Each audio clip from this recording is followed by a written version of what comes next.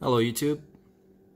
It's been a minute, but I wanted to wait till I had something worthy of making a video about. And when I picked up this Zentith MP5 clone, felt it was about time. So, wanted to really quick give my initial impressions about it, talk about some of the experience I've had with it. I bought this gun mostly for nostalgic purposes. I look at it and it reminds me of my favorite action movies from the 80s and 90s. Die Hard 1, 2, not so much 3 really. Air Force 1, The Rock, great movies. This thing seemed to have made it into most action movies back then. But anyway, I bought it for those nostalgic reasons and also because I wanted to plink with it at the range. Didn't really plan on using it for any defense kind of application because I have other guns in those systems that I prefer. Maybe I'll make videos about them in the future. But this one just didn't really fit there for me. But it's definitely been fun at the range, and I've enjoyed owning it so far. Really quick, I want to go run down the features. It comes with this tri-lug and 1/2 by 28 thread right here for mounting suppressors. I'm currently 5 months into the waiting period for my Omega 9K. Once that finally comes in, I'll let you guys know how it's shot suppressed. It has classic H&K style sights. Has right here a paddle mag release. And this gun is empty. Nothing in the chamber. Came with 3 of these 30-round mags. And a really nice zipper case that includes mag pouches for them, which was a bonus. This one came with a SB Tactical folding brace that has a really sturdy lock on there. So once you fold that, I mean, there's no wiggle. It's not going anywhere. It's fantastic. It's really comfortable to shoot from the shoulder position, which is nice because that's probably the only way I'm going to be shooting it. The safety here, before I talk about that, it has a QD here and a front mounting position here that's not a QD, like a ring, and came with a 3-point sling that I just didn't really like because I don't know, I just couldn't figure it out. It was a little complicated, and I prefer 2-point slings anyway.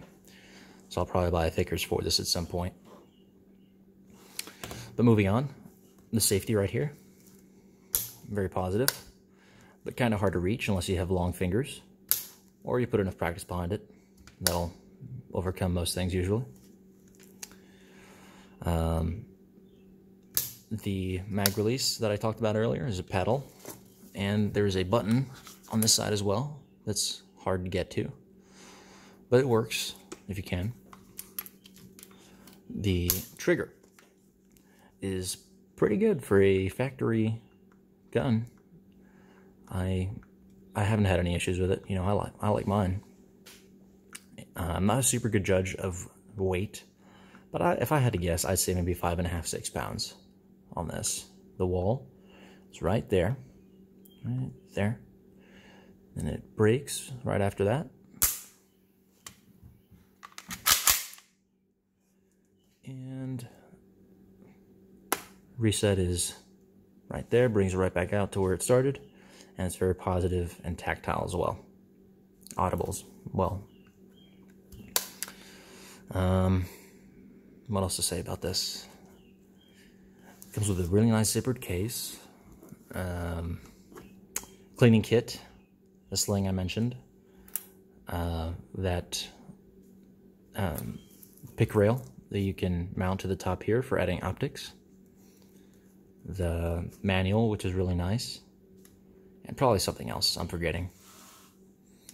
Anywho, wanted to go ahead and get into the range time that I put in with this. Shot mostly Fiocchi 124 grain ball, and it loved it. Absolutely ate it up. zero malfunctions.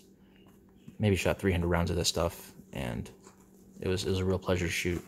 The gun is super low recoiling, so that was nice. Problem came in when I started shooting hollow points, and I started with these HSTs, 124 grain plus P, and stranded pressure, and I ran into a lot of failure to feeds. When I read the user manual, I don't think I saw anywhere where it said you can't shoot hollow points. But I've heard subguns aren't the best with hollow points sometimes, so I wasn't caught too off guard. And like I said earlier, I wasn't really planning on using this for any kind of defensive application, so I wasn't, super upset. But still, I wanted to try it out anyway. And what I had was failure to feeds with HSTs. And what seemed to be happening was the bolt was just getting caught on the tip of that bullet there, and it would bend it pretty seriously. I don't know if you could see it there at all. But whenever it happened, I'd have to pop the mag out, lock the bolt to the rear, and let that bullet fall out, slap the mag back in, and then let the charging handle go home. Then I could load another. But almost right away, I'd have another failure to feed after I started shooting, especially if the mag was running low on ammo. So I put that to the side and moved on to Spear Gold Dot, 115 grain, and same thing there. Tip of the bullet was getting caught on the bolt, and I had failure to feed almost every other round. So I moved on to Sig Sauer, 115 grain hollow points. Yeah, 115 grain. And same thing there, except I even had, and I've never seen this happen to a bullet before, as far as malfunctions go, I had some pretty serious bullet setback. Look at that. That's not good. If I'd tried to shoot that, I mean, who knows what would have happened, but I can't imagine it would have ended well for me. So that was the same deal. I pulled the trigger, it would shoot one round, and then I had a dead trigger, so I ejected the mag, locked the bolt to the rear, and this fell out. No idea how that happened. Wild. So there was no change in performance with this Sig Sauer ammo. So I moved on to Hornady, Critical Duty, 135 grain plus piece. And I was a little optimistic about these because the shape of them kind of looks like ball ammo. Comes up to a point, and the hollow point is covered by that polymer tip there. So I was pretty optimistic, but these actually ended up being the worst of them all. I mean, I couldn't get these to cycle at all. Even when I slapped the charging handle home, I'd often have a failure to feed. And when I shot them, and the bolt came down on top of the bullet, it would absolutely crush it. Crush the tip there. I don't know how well you can see that, but it was pretty well crushed. I probably only shot about 50 rounds of most of that stuff because the malfunctions are happening so often. I just didn't feel comfortable shooting them anymore, and I had got my point across to myself that the ammo just wasn't going to work. So I moved on to this stuff. The guy at the front desk suggested I try polymer tip ammo. There is no hollow point cavity. It's kind of the closest thing you're going to get to a full metal jacket for defensive ammo. And this stuff actually ran great. Zero malfunctions. And I was really surprised. It's super lightweight, 65 grains. I never even heard of this ARX ammo until I had started, until I shot it through this. So I was pretty impressed. Only put 50 rounds through it without any malfunctions, but I definitely want to try shooting some more and see how it does.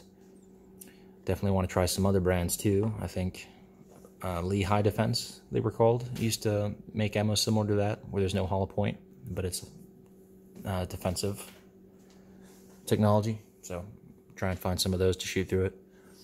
And if you guys can think of anything that might work that I should try shooting through this, go ahead and sound off in the comments, and if I can get my hands on it, I'll try shooting it, let you know how it goes. But other than that was my experience at the range. This thing loves full metal jackets and those ARX rounds, but anything else seems to be a no-go right now. The accuracy was great. Granted, I was only indoors at 25 yards, but it shot well enough for me. You know, maybe groups the size of an apple like that for me at 25 yards. I can't complain. The one more thing I wanted to mention before I forgot, these pins, and it might just be because they're new, when I was taking the gun down for cleaning, were extremely tight. I had to use a push, pin kit, push, I forget what it's called, but I had to use that with a hammer to get those out. And they're starting to loosen it up now, but man, they were tight. Other than that, that's really all I had to say on the gun, and you know that I love it. It's been great. Glad I bought it, and I 10 out of 10 would recommend. Unless you're planning on using it for defense, then I would just keep in mind that your hollow point ammo may not work too well in this guy. I haven't really seen anyone else's opinions on that or experience on that. I'll try clicking around later and see if maybe somebody else had similar experience, but that's it for right now, guys. I'm going to try and roll in that range footage so you can see the malfunctions happening. Other than that, I will catch you guys later when I have something else worthy of posting about. Alright, guys. Stay safe.